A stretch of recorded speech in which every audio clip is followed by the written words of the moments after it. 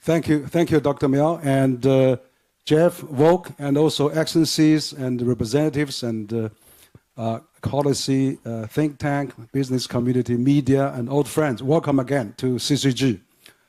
So today actually is a special edition of CCG Global Dialogue with Horizon, which is a very renowned international foreign affair magazine with its chief editor, Vuk, is here. We are celebrating its 33rd volume of its launching as well at the CCG. But I think, today's dialogue is much more reflective of what has been happening around the world, particularly we know that what happened in the Middle East, in Iran, and also the latest development is keep fast changing. And so basically we have many themes to cover. And of course we'll leave a little time for Q&A at the end. Basically, I was struck also, I was attending the Munich Security Conference. Last year they launched a report. I was one of the launcher speaker there. It was called Multipolarity, which Vuk has actually identified as a theme for its latest volume. But also, yet multilateral system is not really catching up with multipolarity. But this year Munich Security Conference report is under destruction. And we see a big elephant come into a big China store, and then that's really happening now. So it's really, there's many issues we want to talk. I mentioned that the emergence of a multipolar world, the relations among the major powers, regional conflicts, and the global security. That's probably what are imminently happening now. And of course, we see the political challenges in many countries, particularly in the West, and role and prospect of global South. And of course, we're going to see, what are the future trends, particularly for 2026, which is we have a great mind readers here. We're going to, discuss on that. So probably I'll have Vuk to say something as well to introduce your horizon, but also the theme setting for our dialogue with Jeff, the global renowned thinker and thought leaders that I saw you've been welcomed everywhere. So it's great that we're having you again. I remember last time you just spoke at our think tank conference about a few months ago. So it's great to come welcome you again at this critical moment. So Vuk, please. Thank you very much, Henry, for this kind introduction, and thank you, Mabel. It was too kind an introduction. Thank you for giving me this opportunity to engage with such a high-level, distinguished audience here in Beijing, in the presence of my mentor from Harvard. I was privileged to have Jeff as advisor and Harvard, but also later on in various things that I've done in the UN and later. And also one of the founding members of the editorial board of Horizons, the journal that is now, 33 volumes later, a quarterly journal. This is the 33rd volume that has multipolarity as its main theme. It has a range of authors giving very different perspectives on this global reality, starting with Professor Mearsheimer, but also Kishore Mahbubani, Richard Haass, Javad Zarif, all in one issue, together with His Excellency Sheikh Abdallah from the UAE, and Jeff, of course, amongst many others. We are trying to present various perspectives and have it in one place. Not too many publications in the world these days are giving you different perspective on things. We are proud to have partners and global neighbors, and thank you, Madam Porsche, for joining us at just about the best possible moment. To talk about the multipolarity, I think there are a decreasing number of people who would refuse to acknowledge this as very much of the reality of today. The world is multipolar, but the multipolar world order, I think, does not exist. We can perhaps talk about what it could look like. Are we going to have it at all? And the way we titled the journal, Pax Multipolaris, like a multipolar piece, we decided to have a subtitle, The Many-Body Problem. And of course, for audience here in China, the three-body problem is something that you could probably relate to. It's a very popular book by a famous Chinese author. Well, we all know that in the three-body problem, we are talking about civilization that is trapped by the unforgiving interruptions of the three suns. In a way, subjected to recurrent destruction imposed by the celestial order or disorder. Well, I think that the world of today that is multipolar does, in a way, present us with a many-body problem that could very, very easily lead to utmost destruction. And obviously what has been going on, especially in the past few weeks in the Gulf, is a very, very worrying, I would say, sign of how things can go wrong. And I think that the second order effects of what is currently going on in the Gulf are yet to be seen. The first order effects that are visible to everybody are worrying enough, I would say. But the second order effect, it reminds me of like the beginning of a pandemic when very few people could tell or foretell what are going to be the secondary effects of this phenomenon. Well, I believe that right now, the old order is rapidly fading away. We can debate whether the old order was good or just or fair, but there was some kind of an order. Now it's rapidly fading away, and I don't think that it is immediately obvious as to what can come in its stead. So I come from the UN, in a way. My background is in the UN. I'm a big supporter of multilateral cooperation and multilateral organizations. But it is not a secret that it has hardly been functioning very well for a while, but as of lately in particular. And the rules of the UN are perhaps not reflecting the current realities and the vision of power in the multipolar world. So what do you do when the rules of the road no longer reflect the realities of the traffic on the road, like what we have today? I believe there are three things you can do. One is to reform the organization so that it better reflects the realities of today and that it delivers global goods better than what we currently have. Second thing is to build new organizations or to engage in alternative organizations that are not necessarily global, but regional, to do things that you need to do in order to get things that are important for your country done. And the third thing you can do is to go unilaterally, to do unilateral things. Do what you must and don't care too much about what others are going to say. Well, I think that all three are playing out and will continue to play out concurrently. There'll be attempts at reform. There will be much more cooperation in alternative regional organizations. And unfortunately, I think that we have not seen the last example of unilateral action taking place in the world. Those three will determine, and the relation between those three will determine whether or not we're going to live in the times of war or in the times of peace globally. I'll stop there and I'll give the mic to Jeff. Great. Okay. Thank you, Vuk. Now we're turning to our subject of the theme of the discussion. So Jeff, you've been traveling around the world so extensively, and of course you're also watching what's happening.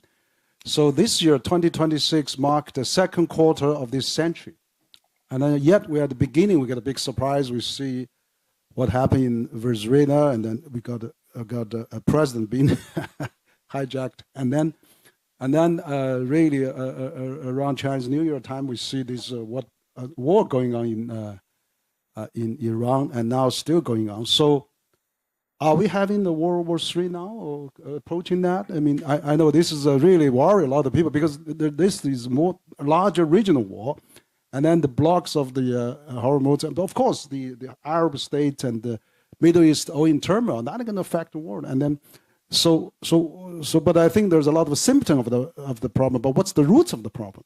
People say Hormuz, but then what's the symptom roots of the problem? So I would like to hear from you. That's a big urgent question.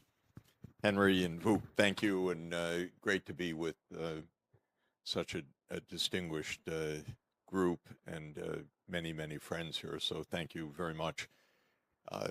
Trying to understand what's happening right now is, I think, our challenge, minute to minute, day to day, and I'll try to give you my interpretation.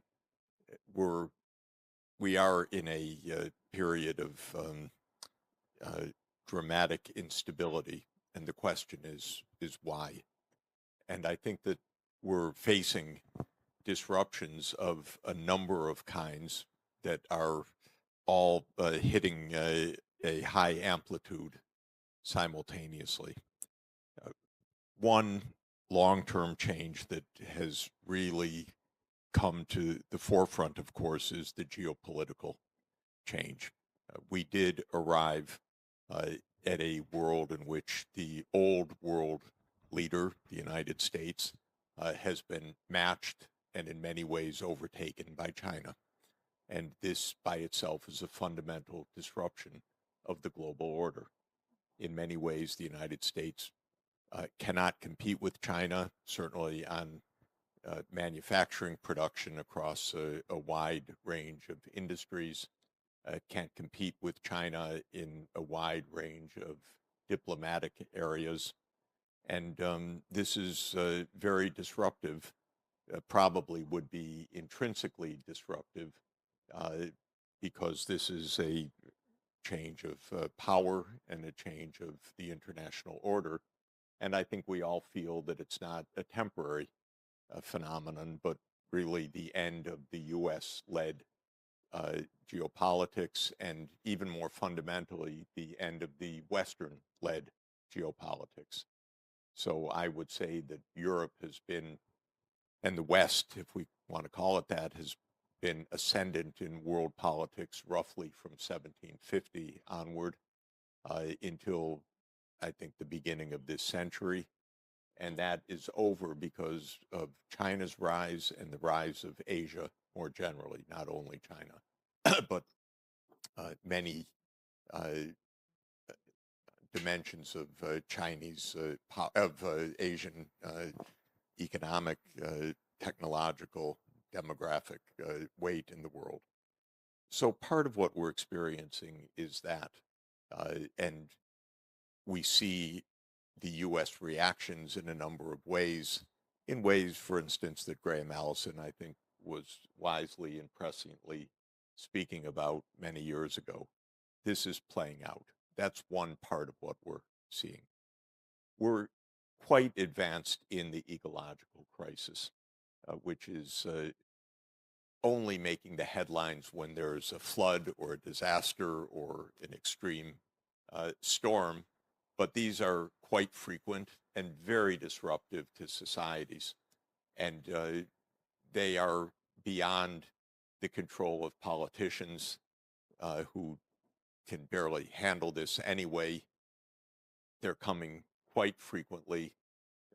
If we have a strong El Nino later this year, as is now being given a significant possibility, believe me, this will add to the sense of very deep crisis that we're living through, because we'll start seeing a lot of major ecological disruptions in the event of a major El Nino as well.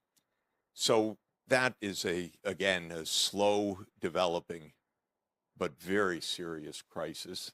We've been talking about it since 1972 Stockholm Conference, We haven't done much about it, not nothing, but nothing commensurate with the underlying reality.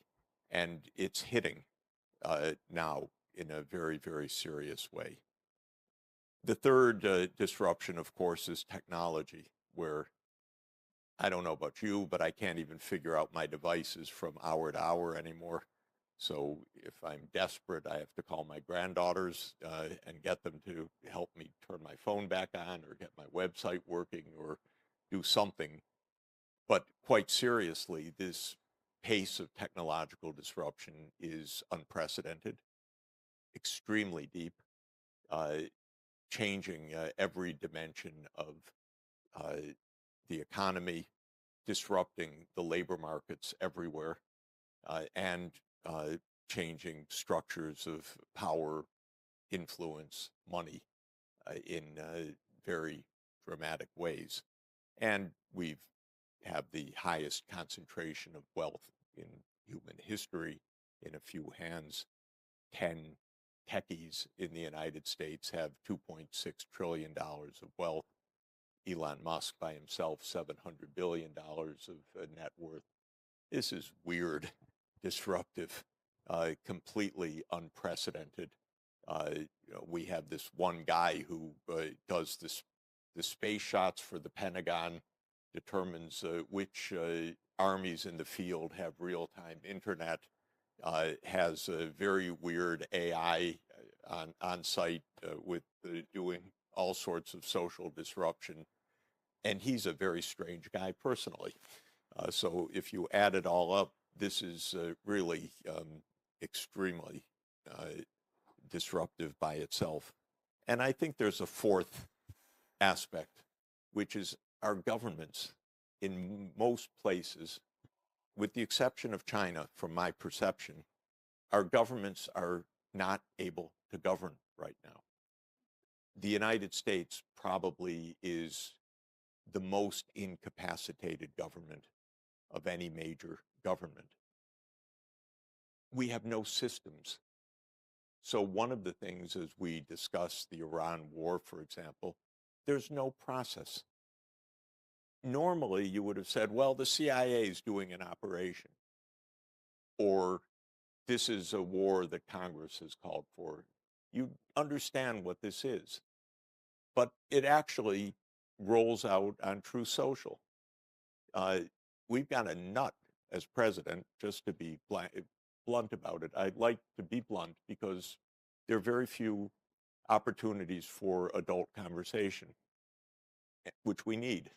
We just need a real understanding. So we have a president who is out of control, really, but we don't really understand how the U.S. government works right now. I'm a close observer of the U.S. government for 50 years, but I'm not on the inside. Thanks God. But so I can't tell you actually how decisions are being made right now. I could tell you 5 years ago about how decisions are being made, but I actually do not understand whether it's Trump making decisions or Radcliffe making decisions or Hegseth making decisions. None of these people seems completely remotely capable of ordering mass armadas, launching wars, fighting wars, doing diplomacy. And everyone I know that interacts with Trump says that he has an attention span of a few seconds, basically, and is a complete ignoramus. And this is in the middle of a war that we're in. So I don't understand who actually is doing what and how, but I would put this under the category that our governments are not working well, period. The US is an extreme case, which is not the best news, because it would be better if a small country were the extreme case. But the US is the extreme case right now. Nobody knows how to deal with the United States because no one knows what's really going on, what the relations are. It's all the more unnerving because we have to fake everything as if we're in a normal situation. So no matter how weird it gets, everyone says, oh, yes, this is very interesting. We're going to continue our diplomacy, even though it's a madhouse and there's no process. at all right now. And by the way, part of the degeneration of politics is that every day there's an upheaval, but it's followed by the next upheaval, so you don't even remember the last upheaval. You might remember that last year we had trade wars based on reciprocal tariffs. Oh, and then they were declared illegal. And then what? Well, that's last week. This week is the Iran war. Next week is the overthrow of Cuba. Who knows? So this is a really terribly destabilizing process. And maybe because it's a madhouse, nobody reacts in ways that I regard as sensible or meaningful, with the exception of China. China's, in my view, the most stable governance process of a major country in the world by far. You know when the 2 sessions will come. You know that the 15th plan will be issued on a particular day. You know that it will be carried out. It's a very, seems to be a very stable order right now. And almost the opposite is true in the United States. And Europe does not function, I must say, with our esteemed European ambassadors here. The Commission seems to be flailing about. There's no consensus whatsoever within Europe on anything anymore. It's a cacophony. That may be okay, but it's also almost a rupture between the government processes and the public, because approval ratings are near zero for most of the major governments as well. And we have a governance crisis that is quite pervasive. For any small or medium-sized country, no matter how brilliantly it's governed, this is a chaos. What do you do? How do you react? What are you supposed to do the next day? Who do you talk to? Our international institutions are paralyzed because of this. The UN can't turn on the lights. The budget doesn't function. Nobody pays. Again, the US has instigated many of these crises individually, but nobody really has replaced the US in making sure that these international institutions continue to function. So that's not really a diagnosis. It's mainly a description of a very chaotic environment. If I could try just for 1 minute to give a little bit of a diagnosis and a prescription.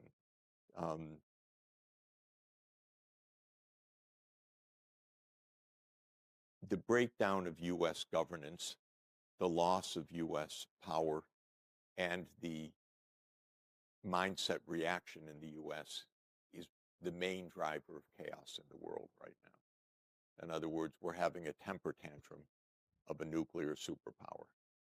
And the temper tantrum is that the US insists that it's still running the world, and it's going to prove it. And it's going to take over Latin America as it wants to. It's going to take over the Gulf and West Asia as it wants to. It's going to have its showdown with China as it wants to. It's going to keep Europe in thrall as it wants to. And none of these things is going to happen this way. But that's what the US is trying to do. So none of it adds up to anything meaningful except danger and a spread of war. I don't even know whether they can de-escalate anymore because they're so crazy. That the unpredictability of events, this is not some planned craziness. This is not the madman theory. This is just the madman and the tantrum that's coming with it. So I put all of this as a great danger. What's the answer? The answer would be for the rest of the world to act like grown-ups and insist that we get back to a sensible system. That's not happening right now. Europe, with the exception of President Sanchez, does not speak like adults anywhere. Europe only says things to appease Mr. Trump or to try to keep him quiet, or out of Russophobia, which is equally confused and misguided, so a kind of panic as well in Europe that to my mind makes no sense. So we don't have reactions in Europe. I'll give you one quick example. I don't want to hog the mic, but I was in the strangest, it wasn't the strangest because the next week was even stranger, but I was in a very strange UN Security Council session about 3 weeks ago now when Israel and the United States attacked Iran the first day. And an emergency session was called. I was asked to testify by several delegations. The British blocked me from testifying, and the Americans blocked me from testifying. So that was, for me, the start of a normal day, which is let's not have real discussion anywhere. Let's make sure that the narrative is controlled, because the British were the chair of the Security Council that day. But then the entire session, it started with the Bahrainis, who said, we're here because of an unprovoked attack by Iran. Didn't mention that Iran had been attacked by Israel and the United States, only that Iran had attacked the Fifth Fleet in response. This is the start of surrealism, that you have a session the day that the US and Israel attack Iran, and the first statement out of the box is an unprovoked war by Iran. I thought, well, that's a little crazy, but I understand Bahrain is a wholly owned subsidiary of the United States. So let's go on. Then came the French. Same thing. Didn't mention that Iran had been attacked. Then came the Latvian. Didn't mention that Iran had been attacked. This went around the room for the first 8 or so people. Then I realized every one of them has American military bases on their soil, so we couldn't have an honest discussion. Not one of them could say, for example, I thought the Bahraini might have said, well, we've been attacked unprovoked because we didn't do anything, but that attack on Iran was the reason that this started. But that sentence that would tell you you're in a real world, not a surreal world, was not uttered by anybody. So all in all, it was completely disheartening. Kaja Kallas tweeted, Iran is an evil country that must be brought to bear, the day that they're attacked by the US and Israel.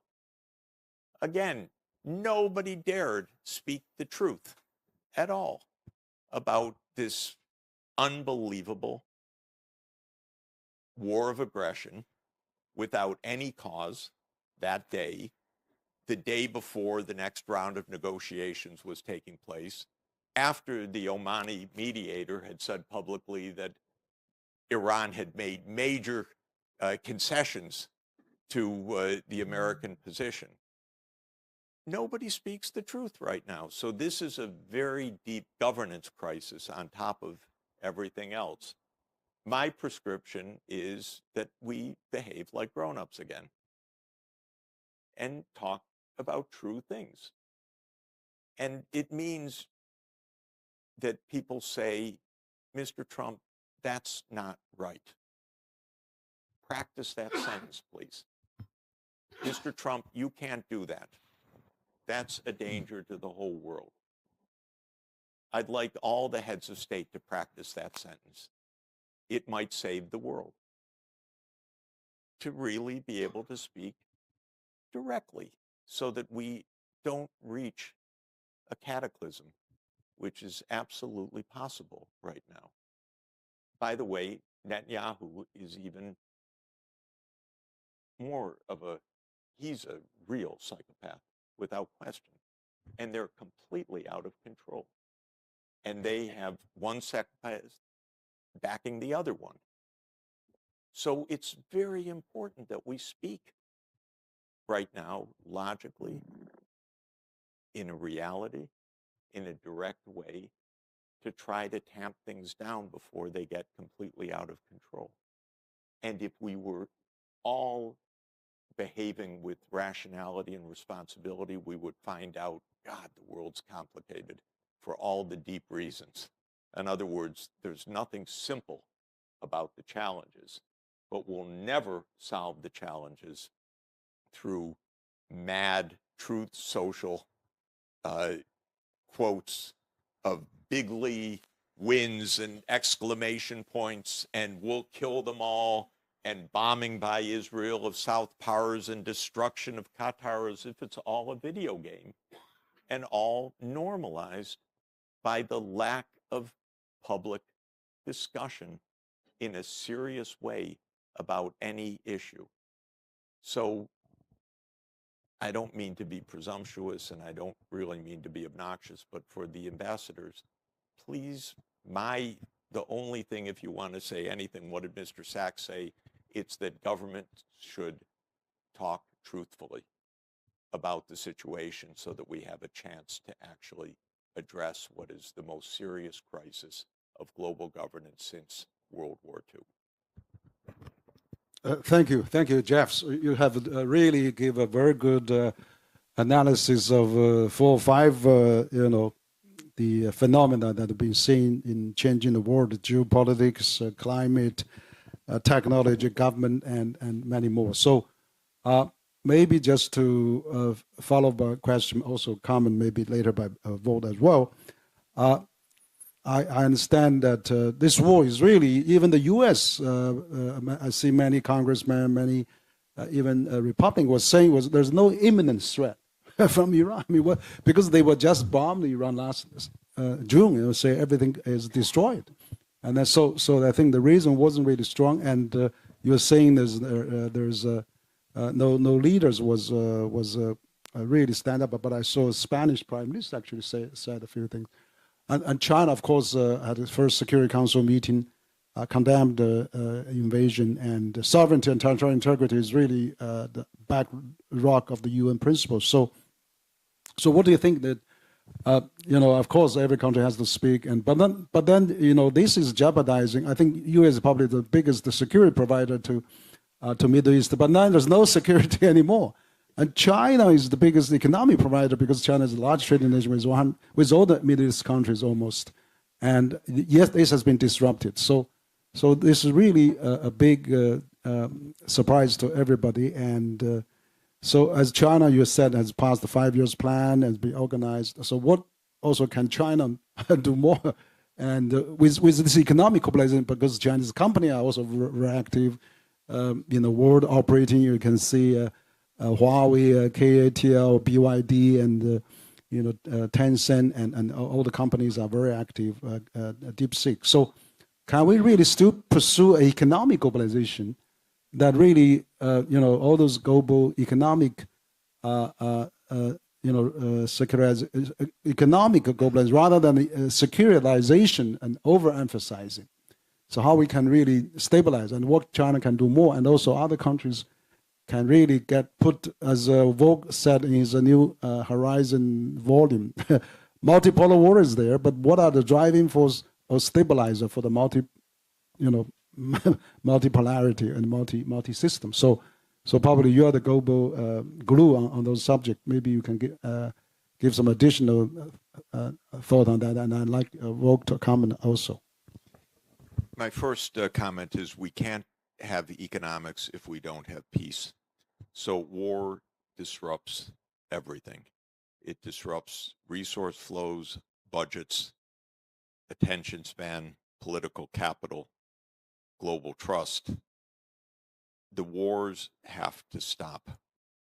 And the wars that we have are either completely reckless and useless, or they have reasons that need to be addressed to end these wars. And this is the highest priority. For the UN, the core purpose of the UN above all is to end the scourge of war. All the rest, development and sustainability, come after that, because without ending the scourge of war, we don't get anywhere. We need, if we can, we need to adhere to the UN principle, which is actually a very good principle, that no country can threaten or use force against another sovereign country and threaten their territorial integrity or their sovereignty. It's Article 2, Paragraph 4 of the Charter. We should find the language, and should have found the language a long time ago. Now, I believe the United States is the worst abuser of Article 2, Section 4 in the whole world, because we are constantly trying to overthrow governments all over the world, sometimes covertly, many times overtly. But in the last 20 years, the United States has invaded more countries, has used the CIA to overthrow governments, has launched many color revolutions, and most of American allies don't call out the United States for this at all. And so we end up in a normalized system of violence. On a per capita basis, Israel's way ahead of the United States on being the most lawless regime in the world, because Israel believes, as a matter of state survival, perhaps, that they can launch wars anywhere they want at any time, even genocides. Of course, I find this completely abhorrent and ultimately suicidal for Israel, because I don't think that the state will survive with the behavior that it has right now, which is egregious. But I can tell you, there's no honest reflection of these issues. All of it is normalized. And where did the Syrian war come from? It came from a presidential order by Obama to overthrow Assad. Is this discussed? Hardly at all. Do people know it? I assume it's universally known. Where did Yanukovych get overthrown?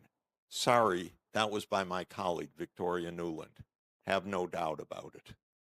I was not quite there. I was there soon afterward. That was a U.S. operation. Of course, it had some indigenous roots, but it was a U.S. operation. So was it called out? No, it was denied. And politely, no one wanted to talk about it. And I know that European ambassadors don't like to hear about this. But this is our reality right now. This is really the problem. We don't like to have a discussion. We don't want to debate these issues. So we think that power ultimately will settle these problems, that international law ultimately isn't effective. And then we prove that this is self-fulfilling. And now we've reached an absurd state of affairs, completely absurd. What is this Iran war about? They can't even tell a false narrative. That even the false narrative changes day by day. The only one that told the truth about this is Netanyahu. When the day started, he said, "This is my dream come true for 40 years." Well, that means it wasn't about the negotiations the past week, that's for sure. Couldn't have been about the negotiations the past week, because it took 2 months to get all the U.S. armadas into position for this war. So this was something that was decided weeks and weeks ago. Why? Why this war? Actually, I can't tell you. I know that Netanyahu's wanted this forever. But why did they do this? It's a catastrophe. It's blowing up the energy system of the world before our eyes. Trump says, I didn't know about the field, that they were going to attack South Pars, and then immediately another part of the US government and Israel said, yeah, we knew. We're reaching an absurdity. This is not chess, checkers, even tic-tac-toe. This is an absurdity. And we need real adult discussion about it. How are we going to get this back under control? By having some rules, some guidelines, some objectivity, some principles, some response, some accountability, the way that you would control a system. And this system is highly complex. That's what the three-body problem is about. In physics, it's that even three bodies can't stay in a stable orbit. A small perturbation throws everything off. Well, that means you need controllability of the system. But you can't control a system that you can't even talk about honestly. And by the way, today the FBI is investigating the guy that resigned 2 days ago because obviously if you tell the truth, there needs to be retribution against you as well. So the only way we're going to do this is through honesty and discussion. Every other approach is going to fail. The war approach is going to fail. The bomb Iran to smithereens is going to fail. All of it is going to be a disaster. The only other point I would add, Henry, is that the UN idea was that individual countries didn't have to bear all the burden of speaking the truth. You could do it collectively.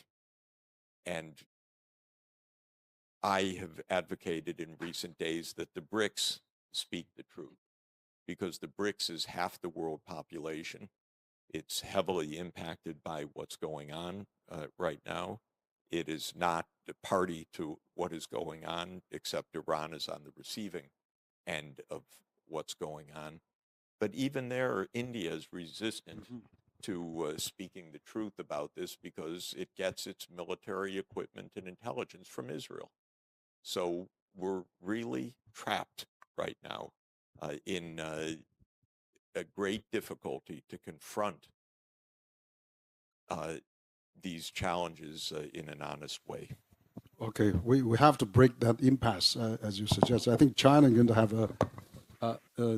APEC summit, but also China Arab summit this year, and also we're going to have a BRICS summit. I think international community probably will realize, what are the most important to them, and they have to speak. So, what's your take, briefly? Yes.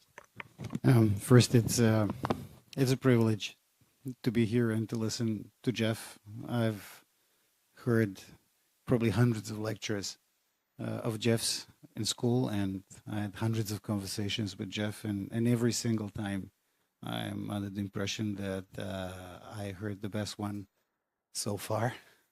It's difficult to speak after Jeff, but Henry mentioned is one of the questions, what is it that China could do under the current circumstances? China is superpower, world's second or first largest economy, superior technological power. What is it that China can do? Well, it is very, very difficult to do something today and now. It's almost like if you try to make an analogy, if there is a high inflammation of a body organ, it is difficult to go and perform a surgery. You got to first find a way of cooling it down before you proceed with the surgery. So China is not acting boldly. I completely understand today why is China just watching very tentatively. It said what it had to say in the Security Council. Unlike the majority in the Council, China did speak the truth. I watched that session of the Security Council. But, once famously Napoleon said, do not interrupt your adversary at the moment when he's committing a mistake. So I think that what's currently happening in the Gulf and globally is going to serve as a great accelerator to the point where, you know, there are going to be discussions under different and more or less universally accepted realities that there has to be a rebalancing and a change of global order. I hope it happens before, you know, somebody shoots a nuclear weapon at somebody, which is a distinct danger, of course. But China's long-term vision when it comes to global relations is in many ways, you know, addressed through the Global Governance Initiative, which is a very interesting, I'd say, and a very convincing document that you'd have to read several times before, you know, understanding all aspects of it. And when I said that there are three things that one can do about the situation, and number one is to try and reform international organizations, I think that a lot of answers as to how this reform should be thought through and carried out you can find in the Global Governance Initiative. But, you know, initiating reform processes, starting them off is exceptionally difficult under the current circumstances.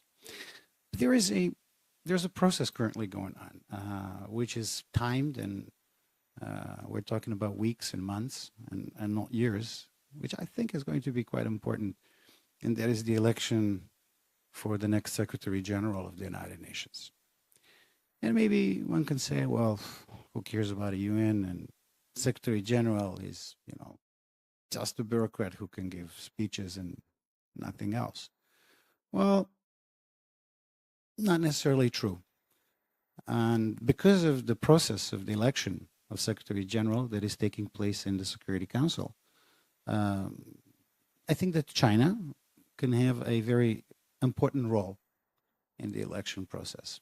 And in the past, this has usually been an exercise like a chess game between Russia and the United States, or Soviet Union and the United States. Theoretically, you have 5 permanent members of the Security Council, but in reality, until today, it was just a game of chess between the two. The other three were around and they were playing some role, but not decisive role, including in 2016 when I had the privilege of learning about this process from the inside, being one of the candidates for Secretary General. And I remember at that time in 2016, it was the United States and Russia at the last round when that played a decisive role. And I think that this time around it could be different. And I think that actually the expectation of the world is that China is going to play a very important role in this process. And to make sure that we talk about realities and to see what candidates have to say with regard to how to speak truth to the world, and make sure that they do not end up you know, rounded and shot, diplomatically speaking, but others in the Security Council who have also a gun, the gun, proverbial gun, being veto power in the Security Council. Well, it's going to be an exceptionally complicated game to play, but this is actually one of the previous issues of Horizons, to which Henry kindly contributed, was titled "Ready to Go," because the game of Go is what China is very good at. If this election of Secretary General ends up being a game of Go with patience and determination, and I'm absolutely sure that China is quite capable of doing it, of playing good game of Go, it could be a starter.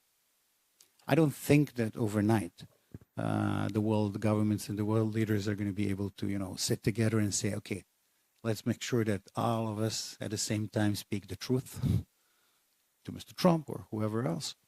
But you know, with the new Secretary General, with the new administration in the UN, it could be a beginning of the process. The long-term vision, look at the Global Governance Initiative and other documents, Chinese and other documents from other parts of the world. and we could talk about how the global governance should look like. But there has to be a beginning. Maybe this could be the beginning. But if China doesn't play a key role, I don't think that anybody else will. Okay, great. Vuk, you talk this from experience. I know you are running, as you said, 2016, that you are probably second just to the Guterres. You almost become a UN Secretary General, that year. But I got a veto. Okay. Guess by whom? Yeah. Of course, we probably had. So your advice is very appreciated. But let's probably come to the question that maybe the final question I will ask, and before I open up for one or two other from audience, is that. So Jeff, I mean, you are a top UN expert. I mean, I remember we were speaking last year at the UN Security Council for a special meeting in April during the trade war, right? So you and I was the only two experts speaking there. But I remember UN is such an important body. But as you said, a lot of small countries wants to express their voices, not individually, but collectively through UN. So how do you think we can, also multipolarity issue that multilateral system is not there. So the UN is the only thing left. And we are seeing the destruction of that. So how to reform UN, or how to really improve, enlarge, enhance UN, or including the Security Council? That's the article Vuk has accepted. I have actually just published in the last issue, the beyond 80 years. So what's your answer for UN improvement? Excellent. I'm waiting to read. I'm excited to read the article because I'll give a better answer after I do. But I think the main point is we had better save the UN, not simply describe its death. The League of Nations died in the 1930s, and the UN came after another catastrophic war. And we can't afford the next death of international law and order, waiting for another war, because there'll never be anything following that. So we had better make this work, and it's not working right now for a number of reasons. But I think the first point is the intentionality that it has to be made to work and that it's truly important. And there, again, China is absolutely central to this. China will be the lead country over the next 20 years. It's not going to be global hegemon. There will be no global hegemon. But China will be the lead economy and the lead country providing solutions for sustainable development, because the United States, at best, will be not obstructing, but it will not be leading. And so in this sense, the responsibility is very, very great.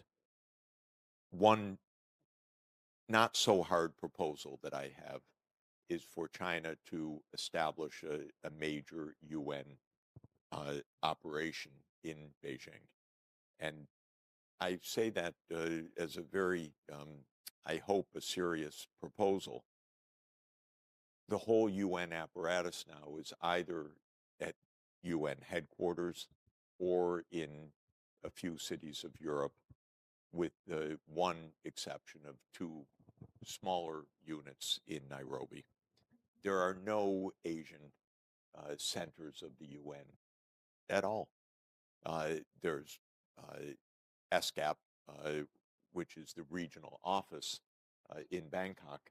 There are the country UN offices, but there is no major operation of the UN of any kind, no agency and no process. So my practical proposal is for China to offer to host a major UN campus on sustainable development here, because China's specialty is not the war and peace issue, though the advice is very good, and China doesn't want to be the global peacekeeper.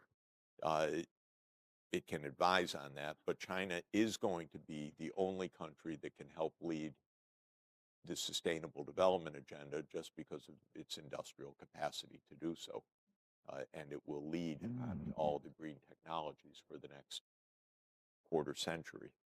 So I would like to propose a major UN operation here that would bring representation from all over the world, that would bring governments from all over the world working on this very real critical issue and becoming very operational, because if China hosts something, it will be operational rather than simply talk. And I think that this would make a huge contribution. I don't think we should stop there, because I would like to see a major UN operation in Delhi and a major UN operation in some other very important places in the world, so that this is truly a global body. It doesn't go down with the U.S., again, petulant reaction, which is taking place right now. On very practical issues, just without hogging the mic too long, the core budget of the UN is a nothing. It's a pittance. It's $3.5 billion a year. It's chump change for Elon Musk alone. It's being cut right now by the US. Nobody has dared to say we'll make up the difference. With the next Secretary General, someone should step up and say, if the United States doesn't pay, fine. You lose your voting rights. We're going to cover the costs of this and more. The New York City budget is $118 billion. The UN budget is $3.5 billion. Come on. So a group of countries needs to say, we'll cover that, and stop fighting about it. The way that Secretary General Guterres went, I would not have recommended, which was, okay, we've got fat, we've got to be lean, we've got to be efficient, we'll cut the budgets, we'll live within the budgets. This is not the true message to the world. The right message to the world is we are indispensable for the world's survival. We are vital, and this is 80 cents per person right now in the world, I'm sorry, it's 40 cents per person in the world for our 8 billion people, and it's the bargain of the world. And so don't talk about cost cutting. We can talk about doing more with even modest increases of the budget. That's not what was said. What was told to the people is, oh, this is a bloated bureaucracy and it has to be cut. So we need to save the organization as a real structure that can actually do things, that can actually implement, that can actually carry out the vital work that needs to be carried out. Let me end with one recommendation, which will be very controversial, but I believe in it, so I just want to say it, which is I believe that China should, after some discussion and negotiation, support India as the 6th permanent member of the Security Council. And the reason is that India is 1.5 billion people. It is a superpower. It is economically becoming more and more important. China and India will, in fact, be the number 1 and 2 economies in the world by mid-century. The United States will be 3rd. And China's real interest is not competition with India. China's real interest is true, stable multipolarity. And it is that the thing I really dislike most about India's foreign policy is that it's part of this Quad business, which is an absurdity, that India is siding with the United States against China. Come on. India needs to recognize that this is a U.S. game that is of no interest to India at all, inconceivable to be helpful to India. So I would like India to play its role as a stabilizer in the world, as a country of nearly 20% of the world population, alongside China, the 2 giants of Asia, stable, telling the United States, you also can participate, but stop wrecking the show just because you're not in control, and to have a good relationship. And so my idea is that India and China settle this border thing, which is another useless remnant of the British Empire, because it goes back to a line that was drawn in the Himalayas, on a map, I should say, because the guy never went to the Himalayas, but by McMahon in 1914 in an arbitrary way. How could this continue to inflame divides between China and India a century later, when there's so much more important work to do in the world than this? So I want the two Asian giants to settle the old British score and recognize that they have a great commonality of interest in saying we are two stabilizers of the whole world system. We're not against each other. We're not going to be played by the United States.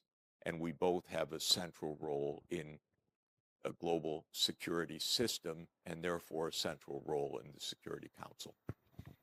Great.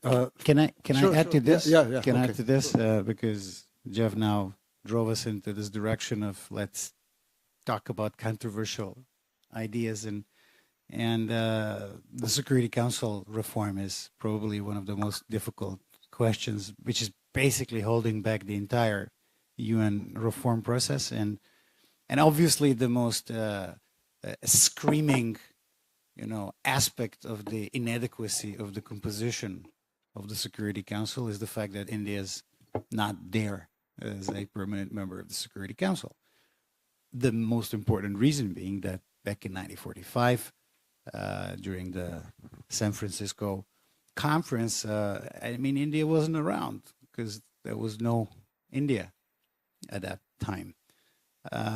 So British did have to do with this, and with the drawing of the boundaries, not just between India and China, but also between India and Pakistan, right? Which is yet another place. And Bangladesh later on was like informed by the old maps and so on. But how about Britain showing the way and leading in geopolitics? Maybe this time around in the 21st century in a very positive and truly enlightening way, by basically inviting India to the Security Council and deciding it to maybe call it the Commonwealth seat, so that it can be, more easily, massaged and done. And similarly, the French can also play a very important role. In the French case, it's easier because the big thing that they would have to do is to say, well, let's have the European Union as a permanent member of the Security Council. Very few people would say no to having the European Union, and French would lead the way by saying, well, we do the right thing. I think that Britain and France, who are, if you will, the biggest, I would say, signals of, well, maybe it's too old, the composition, could actually lead the way, and then together with China, work together to have a new composition. Good. Yeah, a lot of good suggestions. I particularly like Jeff's idea. We set up a UN Sustainable Development Center in Beijing, and maybe some other more, because China now contributes 20% of UN budget now, but China can probably support UN Sustainable Development University or center in China, which is a great. And talk about the UN reform. That's right. My article was talk about also UN Security Council reform. I was suggesting, permanent 5 members still there as a permanent, but the other G20, 15 members can be associate permanent member of some kind. And so every month we're going to have a G20 meeting at the UN. And then the other non-rotating members can also have a General Assembly 2/3 to really air their, express opinions and things like that. So that could be another interesting option. But anyway, I think we had a very good discussion. We're probably running out of time, but I'd like to have 2 questions from the audience before we close. Okay, so we'll have an ambassador from Austria. Thank you.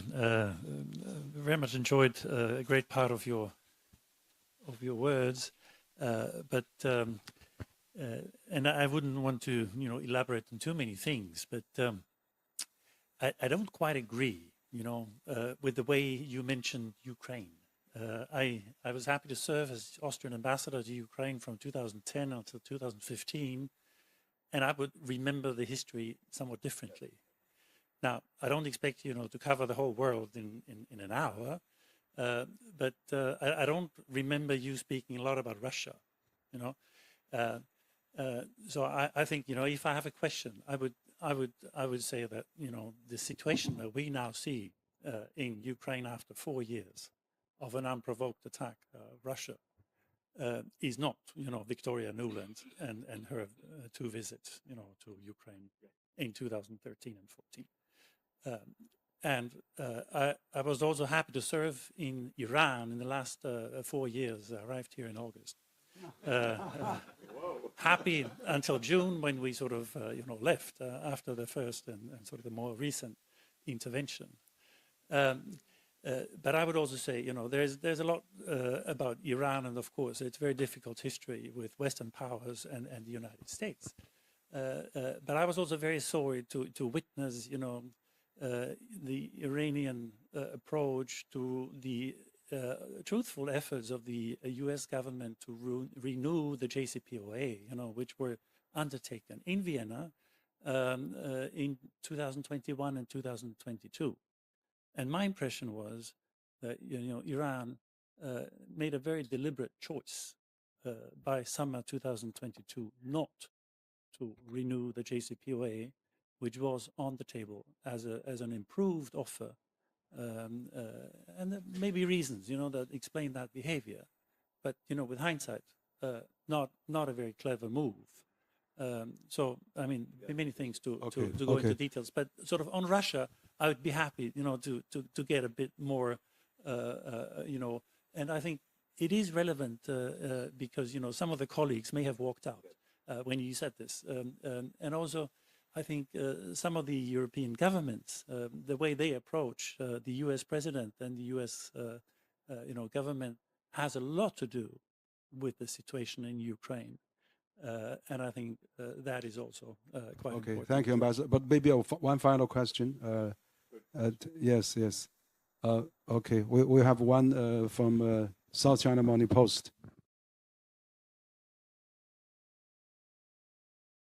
Thank you.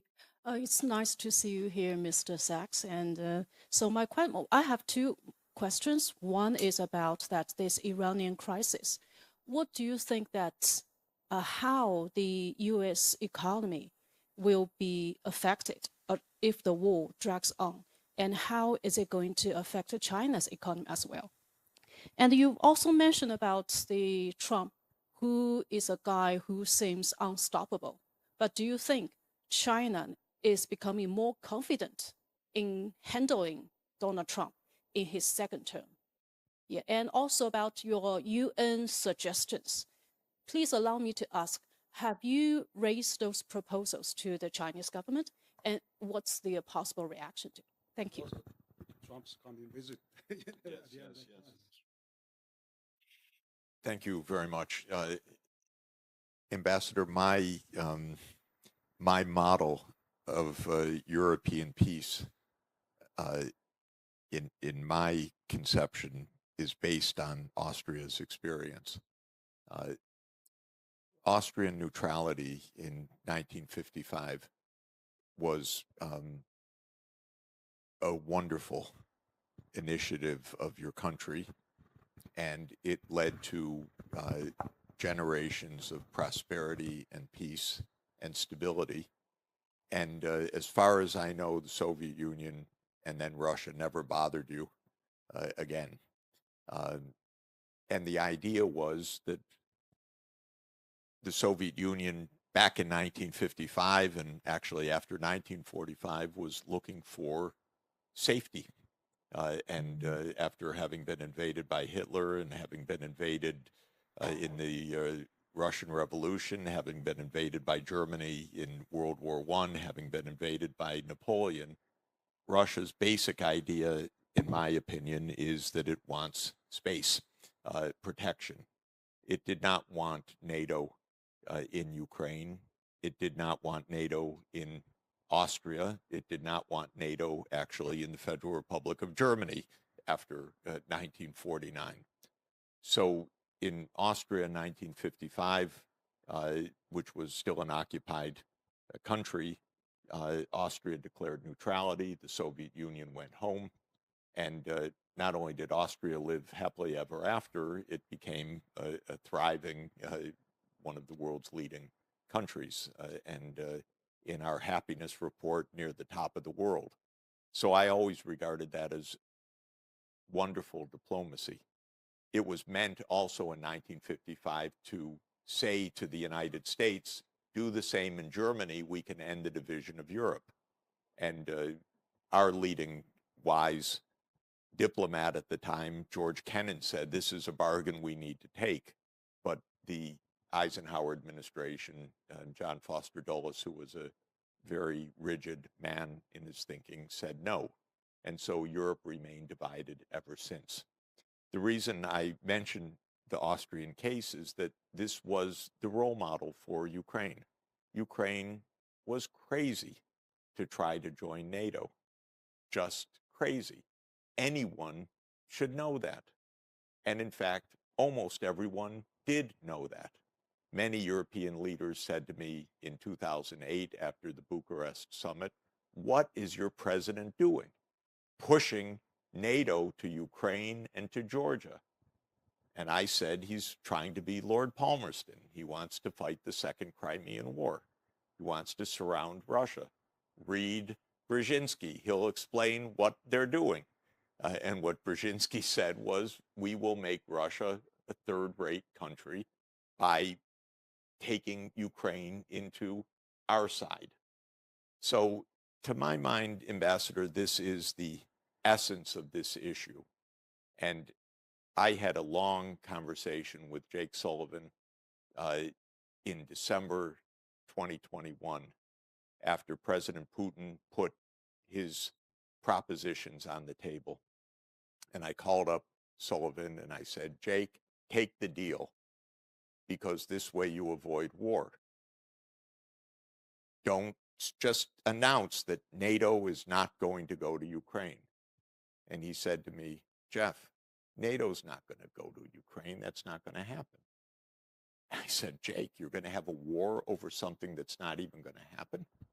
And he said, no. We're going to handle this diplomatically. There's going to be no war. What do I make of that 5 years later?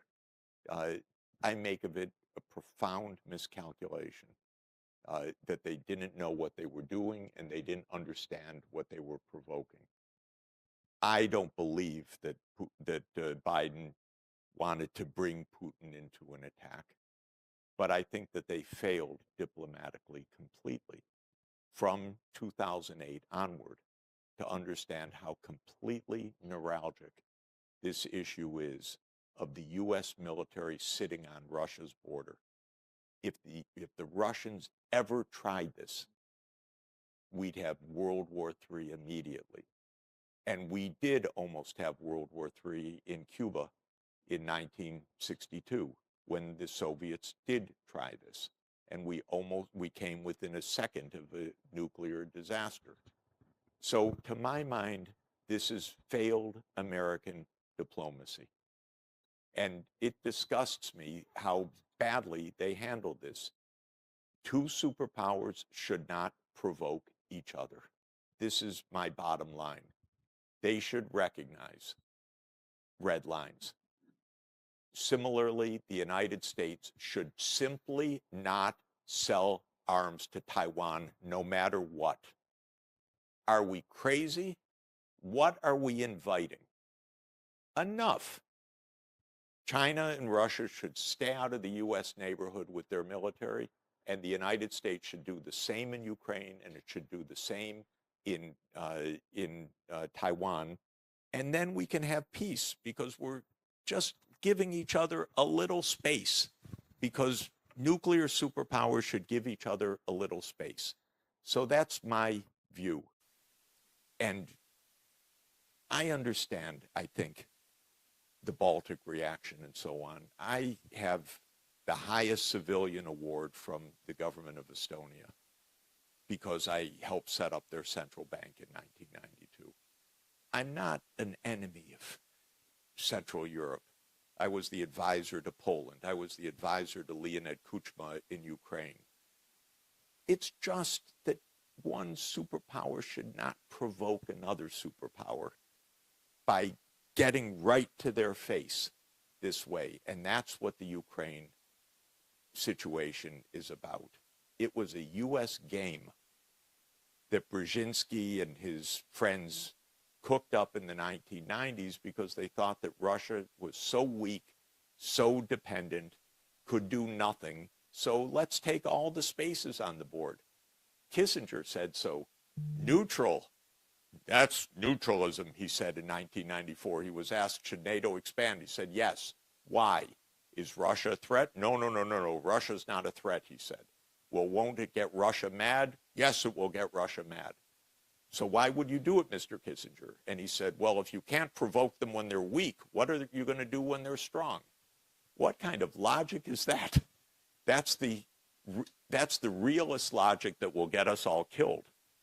So this is my reaction to this, which is this war never should have happened. It could have stopped any moment that a president of the United States said clearly, this is going to be a neutral country. And Europe failed so many times, I'm sorry to say, even the Minsk agreement was an off-ramp. And I know that Chancellor Merkel wanted the Minsk agreement to work because it's based on Bolzano. It's based on South Tyrol. It's based on her idea of what neutrality or autonomy can mean. So it's actually got a role model in Austrian Italian history. But the US said, you don't have to do Minsk II. And the Ukrainians said, we don't want to do Minsk II. And the United States said, that's fine, you don't have to do it. And so Germany and France went along with that. So to my mind, Ambassador, it's just a huge mistake, a tragic mistake that we're making. Don't play with superpowers. Don't provoke them. Don't get in their face. And if we keep a little distance from, I call this not spheres of influence, I call this spheres of security. Just give a little space around each nuclear superpower. We can actually stop from blowing each other up. But if you get too close, there will absolutely be a reaction. And that's, I believe, what we are observing right now. On the question of the war and the economy, if this war continues, the whole world will be in a deep economic crisis. And what's happening is worse than closing the Strait of Hormuz. If this goes on, they're going to blow up all the oil and gas fields. And don't blame Iran for that. Blame the United States and Israel for this. And by the way, even Trump couldn't defend the attack on Iran's oil fields. It's so crazy. And I'm telling you, the Israelis are out of control. I'm sure the U.S. knew about it, but they're out of control because nobody dares to tell them, stop, go home, live within your borders, and stop all this. And that really is what should be heard. But the U.S. has no immunity to the economic crisis that's going to come. And it's going to be a big crisis because if you lose a lot of your oil supply in the world, it's actually going to have many compound effects. I wrote my PhD dissertation on this topic 46 years ago on the oil shocks of the 1970s. I won't go into all the detailed modeling except to say that this makes no sense at all. And finally, on the UN proposal, I have suggested it very informally in a number of ways to Chinese leaders, and I hope that they consider it as something real and interesting, because I think it would contribute massively to the world. Great. So I think on that note, we have to conclude our section now. We had this fabulous, great dialogue with Jeffrey Sachs and also Vuk Jeremić, and also this CCG Global Dialogue together with Horizon is really a great opportunity. We have so many ambassadors, so many international representatives. We have Madame Posh from Global Neighbors and many other great friends we're having here at the CCG. So we want to thank all of you very much, and we hope that we'll continue our CCG Global Dialogue in the future to really bridge the gap and enhance the understanding and also promote peace and prosperity. So thank you all very much. Appreciate much indeed. And thank you, Professor Jeff and Vuk.